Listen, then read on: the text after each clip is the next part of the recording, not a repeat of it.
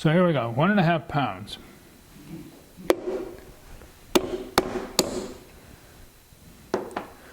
And again, we're going to cone up the clay. This clay is too dry, and it's not moving very easily. So again, I'm going to pinch the clay between the bottoms of these palms, but hold the clay from spreading too much on top of that indentation, so you don't get a... Let me do that once more. So I'm going to cone it up. I have to kind of conceal the clay. I'm sorry about that, because it's so hard. Now again, when you push down, push it away from yourself. As you can see, it's bending over.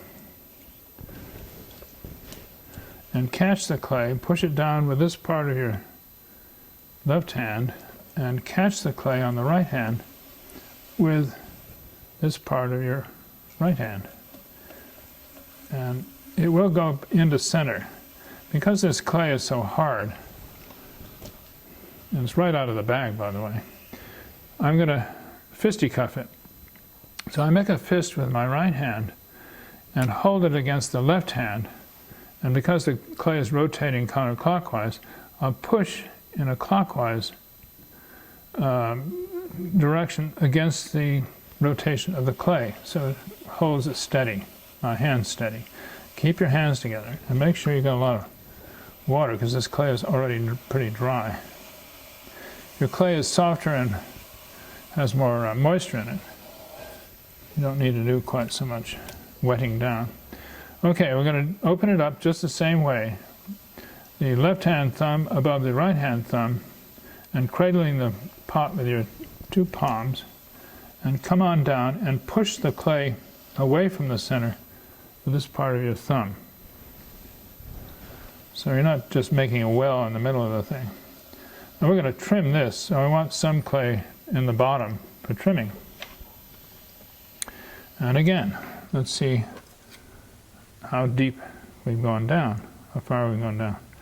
Put it down into the middle of the pot and use your, well, it's about 5/8 of an inch. So that would make a nice bit of clay to trim. I won't go down any further. Again, hold the clay down, the wall down with your right hand, your thumb in a kind of a crease, and come across the bottom with the middle finger on your left hand, right straight across. But again, you can see that my hands are together. They really do need to stay together all the time, because they'll steady and strengthen each other. And we're going to open it up about the same amount as the coffee cup, about 2 inches. The bottom I open up straight across. I don't let it curve up. Some potters do that, but I like to do it just flat across. And again, I'm going to claw up this bulk of clay to try to get it back up into the wall of the pot. And so I'm going to pinch the clay between the index finger and the middle finger, and hold the wall steady with my left hand. And again, keep your hands together. See how they're locked together? And pinch in from the outside especially. See how much clay is rising up? And then this time, because it's a bowl, let the clay widen as you go up. So we're going to make kind of a flower pot shape. We want to keep this flower pot shape as much as possible, because it's a stronger form than a round shape. So again, dig in at the very bottom of the pot, push in with your index finger on your right hand, and once you've got that set, pull out hard with your index finger, or actually your middle finger, on the inside, and make a shelf. And very carefully, with the sponge, lift that shelf all the way to the top and let the clay spread a bit as you come up, just like that. And always work with the speed of the wheel.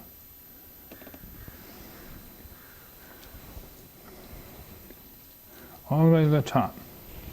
And again, I'm going to pull out harder this time on the bottom. I'm not going to push in at all. And again, make a little bubble and come on out.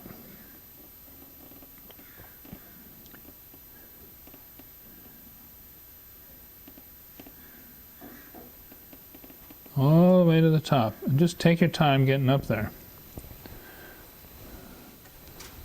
So this pull, I'm going to shape the bowl a little bit. Now why don't I shape the bowl before that? If you have a shape that comes out like this and around, this corner down here is weak. As you apply pressure on the pot farther up above that shoulder, or inverted shoulder, the pot will have a tendency to collapse. So keep your flower pot shape as long as you're pulling a lot of clay up. Once you pull enough clay up, you can start rounding the clay out, the shape out, as you come across. I'm still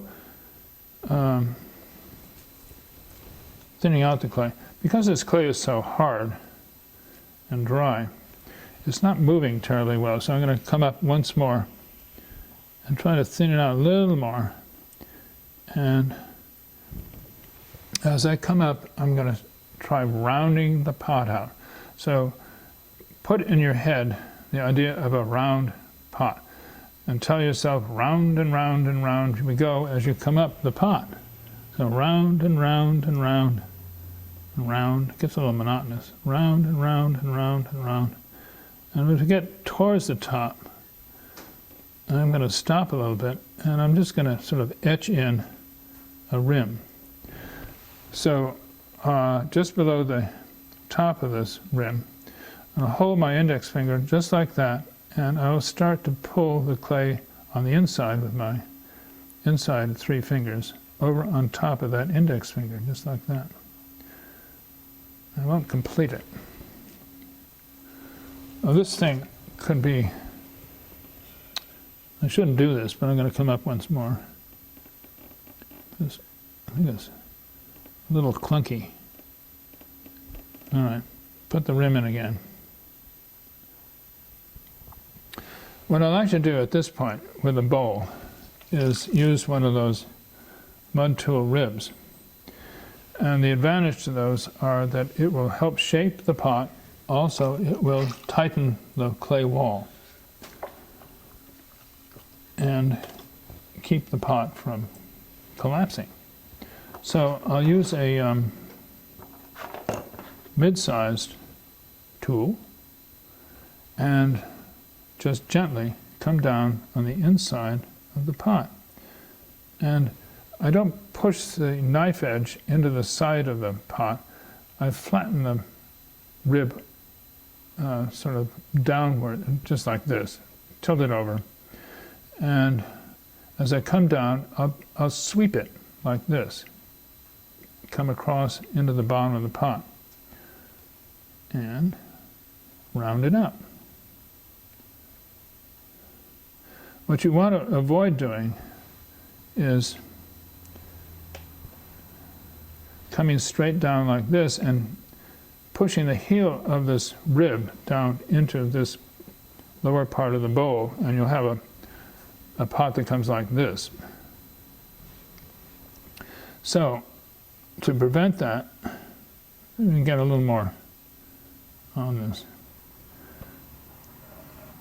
As you come across and down towards the middle, keep this part off the pot, and this part, this gradual arc, is what you really want to concentrate on for shaping the pot. And you can also, oopsie daisy, see, now Julia would say that's a perfect opportunity to show how you can fix a messed up pot, or the turkey that, or the chicken that falls on the floor. So, I can fix that later. Anyway, another way to do this, instead of holding the rib this way, I can come down, flip the rib over, and just gently push out a little bit. So, lesson number 21, make sure your pots don't have too much clay on them because they get very slippery, your ribs rather. And I will just smooth this out a little bit, the rim. Oh, look at that, it all disappeared. So the chicken's ready to go in the oven. I'll leave the ribs on the outside. I can take them out with the tool I used on the coffee cup, this metal rib. But, and if you're going to do any drawing on the outside of your pot, you definitely want to take those ribs out. But we'll just leave them in.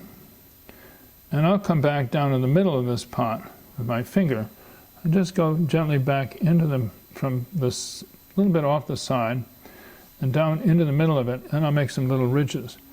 And it, it gives the pot a little appeal. You don't want things looking machine-made, whatever you do.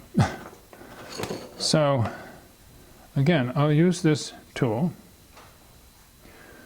and hold it just like a pen, and I'm going to point the pen into the bottom of the pot and push in, and it will make a nice bevel. So it's just like this. And it cleans up that bottom edge. Again, using the palette knife to clean up the little extra clay. Now this pot is soft enough and thin enough that if I try to take it off, which I could, it will distort too much.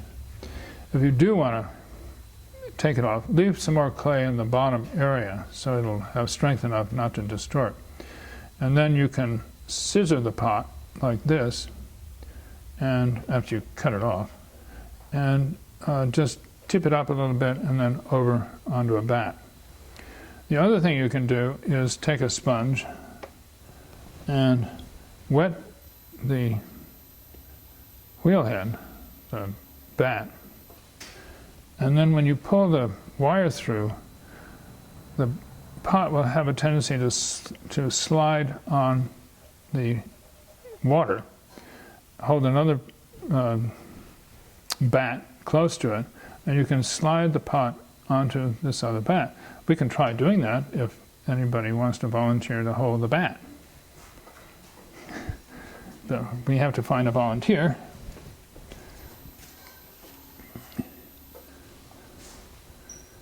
And okay, we will.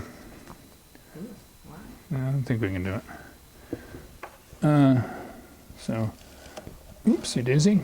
And again, push down hard with this wire with your thumb and come through. And now we'll see if this works. If it doesn't work, we just don't care.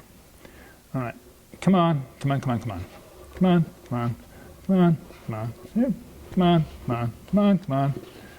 You have to talk to it a little bit. See, look at that. Well, I don't know what good this is going to do it, because